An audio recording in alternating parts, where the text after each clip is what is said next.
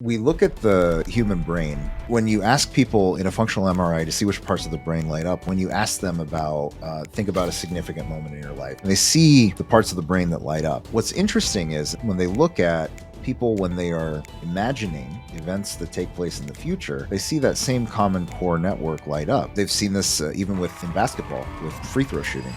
All right, let's get back into it. And this one's about visualizing success, right? As a business owner and an entrepreneur, how do you really visualize where you're at, where you've been, where you're going? So many changes with AI, and things are moving so fast and things change so fast. Like, really, how do you visualize what's happening, and any strategies that go along with that?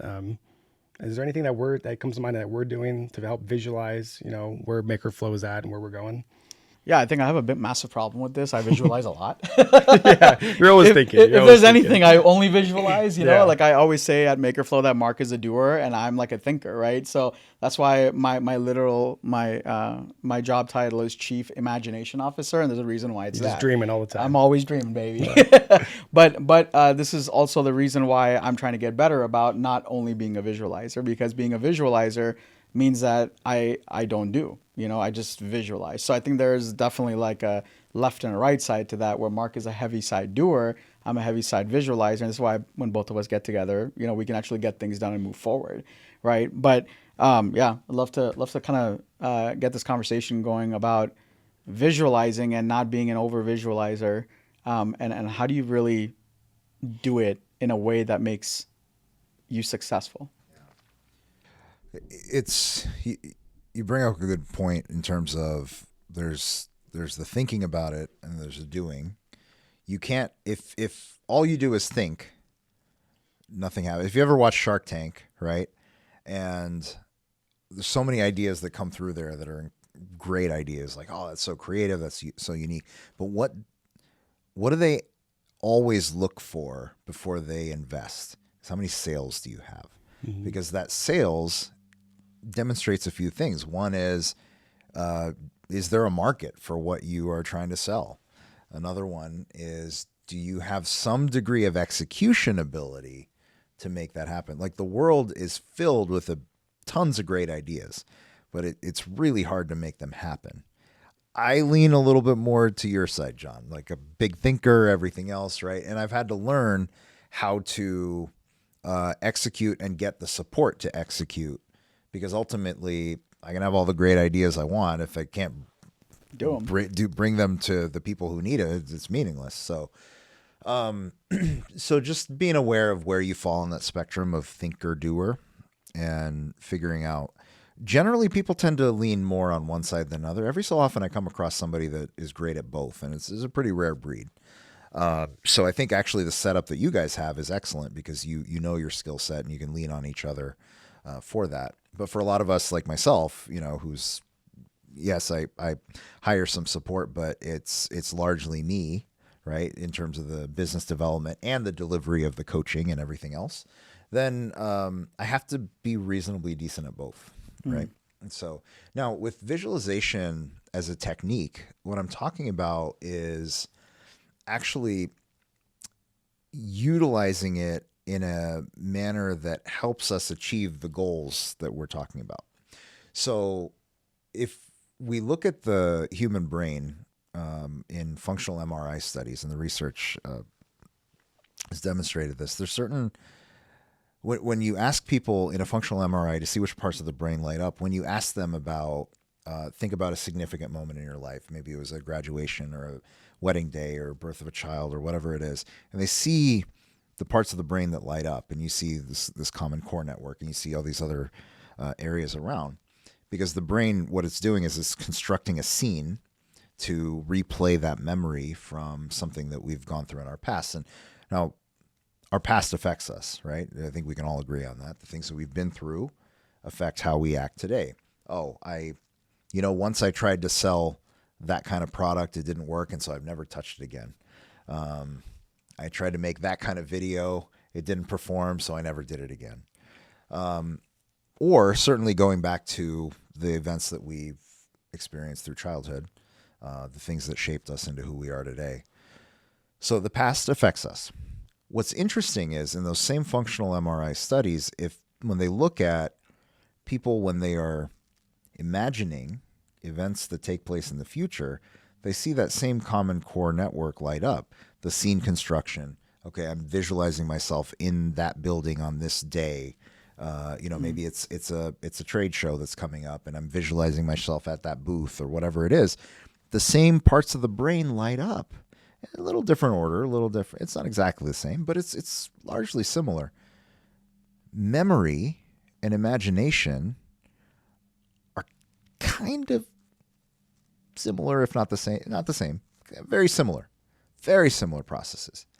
The past affects us. What if we could put memories in our future imagination that our brain would treat it as, oh, this has already happened. I'm already there, right? And so that's the technique of visualization. So very simply, what you can do is, and this is something I practice just about every weekday morning. Sit down and I visualize, especially if there's some really important meeting that I have that day, or it could be something a little bit further out, like a speaking opportunity or something along those lines. And I will sit down and I will play out that scene in my head as if it's already there, as if it's already happening. Now, you're not doing it in real time. Let's say I'm doing a 1-hour keynote. I'm not playing out the whole keynote in my head. It's almost like, the way I describe it, it's like you're watching a movie and like clips of a movie without the sound or maybe a little bit of background music or whatever it is. And you're kind of feeling it more than you're just seeing it and everything else. But imagine you've got a really important trade show or pop-up or whatever it is, and you're picturing yourself in that moment with all of the items that you've brought. You visualize people coming to your table, and you visualize yourself in, again, new identity. It's all tying into each other, right? You're developing this new identity. You're visualizing showing up as this higher version of you that is more confident, that is more rooted in the values rather than just trying to sell to, and lowering price or whatever it might be to get there. And you visualize that happening. And then here's the important part with the visualization. Say you visualize like 3 or 4 people coming by, and it's like, wow, this is so great. They're really excited. They bought a couple items, but they're also, they just followed me on social media, and they're talking about these bigger projects that they want to do. And like, you got their contact info and all that's going really well. And then you visualize somebody coming up, just being all disinterested, right? And maybe they call your stuff crap or whatever it is, something that really just deflates you, right? But then you visualize yourself being resilient to that, going, okay, this guy's probably just had a bad day, or whoever it is. This is not a reflection on me as a person or any of those things. And you visualize yourself not getting derailed by that interaction. And you respond in a way that's kind and compassionate to that person, or however you would want to do it. And then that person goes on their merry way, and then the next 2 or 3 people come in, and it's back to that really high energy. And you visualize that whole event. You do that every single morning leading up to that trade show, that pop-up, whatever it is, right? And the whole point there is so that when that day comes, you've already done the mental reps. Your brain already knows what to expect. It's like going through the habit all over again, even though you've never stepped foot into that building before. They've seen this even with in basketball with free throw shooting. Think about all the guys that they dribble the ball at the free throw line, and some of them will even take that practice shot without the ball, right? It's not just the physical action that they're practicing. They're visualizing the ball go through the hoop. When, yes, there's no substitute for the physical practice, but the physical practice plus the visualization actually has a better free throw percentage than just the physical practice alone, visualizing the ball go through the hoop. So all you're really doing is picturing a future event, and effectively your brain's treating it like a memory. And so all of a sudden, we start to live into this vision of ourselves, even if we've never done it before. which is the power of using visualization to, become that version of us that we're striving to become. Yeah. What I really like what you said is you're not only visualizing the success that's potentially coming, but also the objections and the no's that you might get and the negative aspects of it too, because that'll help you not get derailed. And so that's a really good takeaway for me. The question I have, and John, you're always thinking all the time too, is like, how do you dedicate this time to this thinking period? People are so busy in their lives, and you mentioned like every morning, and John, I know where you're thinking, buddy. But like, is there any advice, like, how do you set up that thinking time frame for somebody that says, I'm just so busy? Yeah. It doesn't have to be as much as you think. Mm-hmm. The reality is, if we can't carve out 10 or 15 minutes in our day, what kind of life are we really living? Mm-hmm. And I've done this exercise. I can't remember if I've done it with you. I know I've done it with a couple of the team members here, where, okay, there's 168 hours in a week, right? 7 times 24. And I'll go, okay, well, how many hours do you sleep? And they'll be like 6, 7. I say, but I really want to sleep 8. Okay, let's just say you're sleeping 8 hours. Minus 50 to 168, minus 56. How many hours are you at work? Okay, 40. Okay, minus 40. And you go down this list of, okay, let's say how much time do you spend showering or eating food or all these things. You just start subtracting. And then after all that, and I'm always adding a buffer too, so it's like, okay, it takes me half an hour round trip to go to the office and back. Okay, let's just make it an hour that you're driving, right? Because there's a little, after you get home, you're not like getting onto the next thing right away. So we're adding a little buffer. And despite all the buffer we're adding, even I'm thinking of one person that just, even from the outside, it sounded like with everything going on in their life, yeah, it makes sense. There's no time at all. We get through the whole list and there's still like 18 hours, or in some cases 30 hours in the week that's unaccounted for. And it's like, where's the 30 hours go? And when you really stop and audit how you spend your time, and you realize, man, I was scrolling a little bit more than I thought I was. Or like, I spent 30 minutes trying to figure out what to eat. Yeah, it happens. I've done, right. Or what, done it too. Or what TV show to watch. You're just flicking through there. When I'm doing like a minutes. Prolon cleanse or something like that, and they give me, or like I've got a meal plan, and the meals are right there, and I don't have to think about what to eat. All of a sudden, I'm like, I feel like I have so much more time. Why is that? It's like just the 5 minutes here, 2 minutes there, whatever, it adds up. So if you can say, okay, what can I subtract out of my day to create 15 minutes? 20, 30 would be great, but let's just say 15. So that I can go to bed 15 minutes earlier or get up 15 minutes earlier before everyone else in the house is up or whatever else. So you have that time to yourself. The other thing too, do not sleep with your phone. Put the phone in another room at night, let it charge somewhere else, wake up in the morning with an alarm clock if you have to, right? But start your day without your phone and spend those first 15 minutes reconnecting with yourself, thinking about your day, visualizing, maybe meditating, praying, journaling, all those things. Breathe some air outside, tend to the garden, whatever it is. Spend that 15 minutes with yourself. Again, ideally 30, ideally outside sun exposure is even better. But you can carve out that 15 minutes, visualize your day, and it will make you that much more resilient to everything else that comes after that. Because the other hidden cost is sometimes, let's say we're thinking about, I got to respond to this email, and it's maybe it's a upset customer or whatever it is, and you're really thinking about, how do I respond to this? And maybe it takes you 30 minutes or an hour, like here and there, to get it done.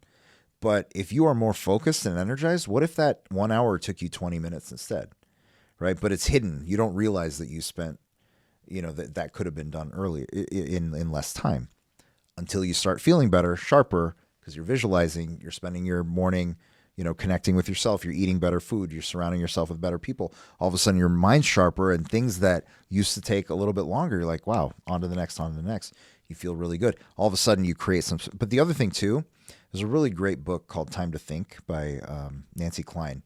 And it's when we give ourselves and we give people around us that space to think. Actually, a lot of my sessions as well, sometimes it's not me responding. It's just giving that pause. And then the person has a realization, an aha moment. We rarely give ourselves time to think anymore. And so just slowing down and going, if I give myself time to think, I'll be more productive later and I'll make up that time, is a practical way you can think about it too. Rather than like, I got to be doing something all the time. Yeah. The way it's very interesting you guys see it that way. Because for me, it's actually completely different. Where you're trying to find time or trying to allot time. It's part of how I live. It's not even a thing. It's not even about non-negotiable. It's just, I guess for me, it's just the way I am. So for me, it's like, I'm so used to it that I just do it automatically. I don't need time to do it. I've been doing it during the podcast. Gotcha. Yeah. So it's not even like oh, I need 15 minutes. That's a good point. Ongoing. Yeah. Me and you are on such different extremes of that visionary and doer thing that I literally have to like try to think of when I'm going to think, like for me, it's a lot of times it comes down to like actually being in the shower. Yeah. And being 6'1", the best thing I'd ever done was install a raindrop shower thing above my shower, because there's just something about that water just coming down and like hitting my head and just going down my body. And I'm able just to sit there in the shower, hot or cold. And sometimes I'll change it up too, to just kind of get my body to react. And I just come up with like, I just start thinking and my brain just starts going. I'm like, wow, that's a good idea. I come out of the shower, I got to write this down. Before you know it, I've got like 3 or 4 different things just from thinking in the shower. But on your end, you're constantly always thinking in that kind of aspects. But for me, I really have to intentionally set those time frames to be like, okay, let me vision this out and be that visionary time frame. Yeah. I think there's a lot of times when Mark and I are in the office, because we share an office. We don't have an office each, but a lot of times like I'll just like randomly say something to Mark, and then Mark will kind of giggle, or he'll be like, what? And I'll be like, I think I just sounded crazy, because I'm visualing so much, and I like to call it playing chess. And okay, if A happens, then B and C will have B and C to happen. And I go so far deep that I come to this conclusion. I'm like, hey Mark, what do you think about this? And he's like, what are you talking about? Like, what? And context, please. Yeah. And usually there isn't, but it's so natural to me that I'm always visualizing. And for me, I guess it's preparedness. Yeah. I feel like, if I can visualize and I can be prepared for it, like I'm more prepared for it. And in most cases, it's helped me out more than anything, because I can visualize so far ahead. So yeah, just a little different take and a different mindset on that. But would highly recommend it. I think it's helped me more than it's hurt me. So yeah, but I like this question. What makes visualization effective versus wishful thinking? So I think this is kind of because visualization itself, I think to many might just be like, oh, it's like a Disney movie, Visualization is not, pure like manifestation and then it's all going to happen, right? Visualization, here's the thing, like manifestation, I'm not like pro or against. I'm like, hey, try all the things, make it all happen, right? So the vision boards, I got one, right? All those things. But I think but if you just put it on a vision board, it's not going to happen. Never confuse hope for a plan. Doesn't work, right? You have to have a plan for how you're going to get there. Now, a plan without some emotion behind it, a plan without some why behind it, a plan without some real purpose behind it is meaningless. You need both. You need to be able to think and dream, and then like, okay, how do we make this dream possible? You got to have both. You got to have both. And so I think if you find yourself, I'm thinking, okay, so I'll give you an example. This is a rabbit hole that I go down, and I get to talk to the guys here about it with cameras and mics and whatnot. I love all these gadgets and stuff, right? But every so often, if I'm not careful, in my free time, not in work time, but in my free time when I'm just trying to, lounge around a little bit, I will go so deep into all these cameras and lenses and everything else, stuff I will never use for my business, right? Just because, oh, that's cool. What if I could get that? What if I change my studio to do such and such? And then I'll have to stop myself and go, is this going to help me serve my clients better or not? Like, no. Okay, then don't spend $2,000 on a new camera then. Okay, all right, got to remind myself. So, I can fall down those traps as well, but I think it's always bringing it back to something practical. And as long as you know what that practical, look, why are you in this business in the first place? It all comes down to that. Why are you in this in the first place, and who am I? Right? If we can answer those two questions, then that can be the North Star for all the things. Am I visualizing too much and daydreaming too much? Or am I just like trying all these tactics without a real plan? Because you know this too. Like you can be like, oh, I got to do this, and this, and whatnot. Or even with like where you're going to post on social media. It's one of the things that I had to kind of narrow down, because I get all the people saying, oh, you got to be on TikTok, or you got to be on this. And like, there's only so much that I can, do with me and a small team. And so, but I stopped and thought, okay, where do the people that I'm trying to reach, where do they likely live? And how much impact, how am I going to attract the people that I work with? How do they find me? Usually it's somebody made an introduction, or they saw me speak at an event like you did, right? And so if you hear me speak, now that's like a 20-minute to 1 hour talk. Yeah. I can share a whole lot more than I can on a 30-second TikTok, right? So maybe I need to do a little bit more longer form stuff. Let me prioritize that. Now, one day, can I get to the short form stuff? Yeah, you can clip them out and all that. But yeah, but to do like true short form storytelling is its own art. I don't have the time and space for that. So instead of just trying and doing all the things and getting stuck in the doing all the things that don't move the needle, do the 20% that has the 80% of the results, the 80-20 principle, doing on that side. But then the same thing on the dreaming side is, what are the most impactful things that I can think about?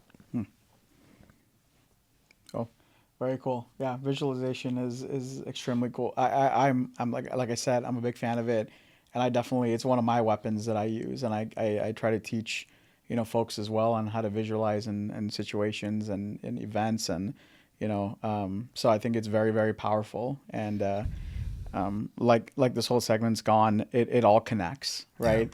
Yeah. You can't really visualize anything if you don't know who you are. Right? There's nothing to visualize. If you don't know who you are today, you have nothing to visualize about. So, again, it all kind of comes back to the identity portion.